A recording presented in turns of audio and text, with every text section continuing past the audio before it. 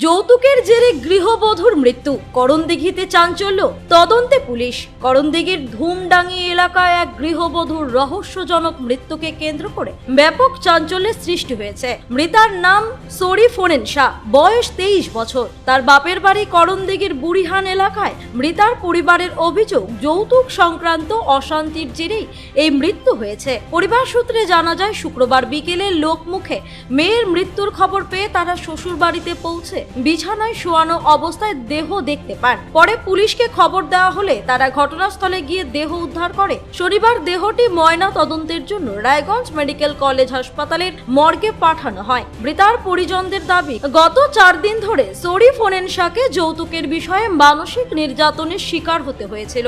ঘটনার দোষীদের কঠোর শাস্তির দাবিতে পুলিশের কাছে লিখিত অভিযোগ জানানো হবে বলে জানিয়েছেন তারা। পুরো ঘটনার তদন্ত শুরু করেছে পুলিশ। আপনার নাম? মোহাম্মদ ইসমাইল। যে মারা গেছে কে হবে আপনার? আমার কাকাতো বোন হবে। কি নাম ওনার? শরীফুন্নেসা। বয়স কত? বয়স 23। বাড়ি কোথায়? বুড়িহান। বয়স কত বলেন? 23 বছর। বিবাহিত? বিবাহিত, 2 ছেলের মা। স্বামীর নাম?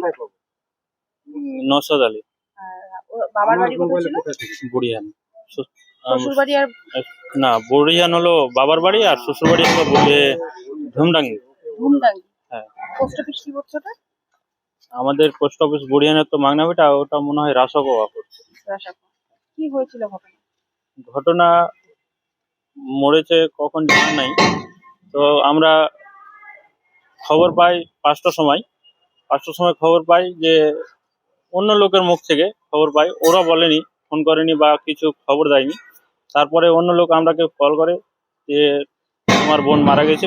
তারপরে আমরা বিশ্বাসঘাত না যে আমার বোন কি করে মারা যেতে পারে। তারপরে আমরা গেলাম, যে দেখি যে সত্যি মারা গেছে।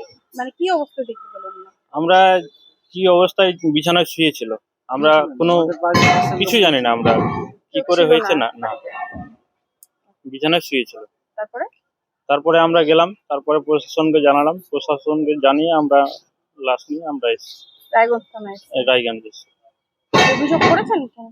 না, এখনো অভিযোগ হয়নি, তাহলে হবে। স্বামীর নাম? নওশাদ আলী। কি করতেন উনি? এমনি কৃষি কাজ করে।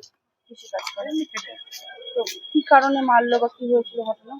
ঘটনা বলতে আমাদের যে বিয়েতে একটা যৌতুক দেওয়া হয়, ওই যৌতুকের টাকা নিয়ে নাকি 4 দিন থেকে ঝামেলা ওদের বাড়িতে। 4 দিন থেকে খেতে দেয়নি। প্লাস ওদিকে কি হয়েছে, তারপরে একটা ওরা বাড়িতে একটা বিচার করে, তার মধ্যে বিচারের পরেই কালকে এই ঘটনা ঘটে যায়। কি চাইছেন এখন?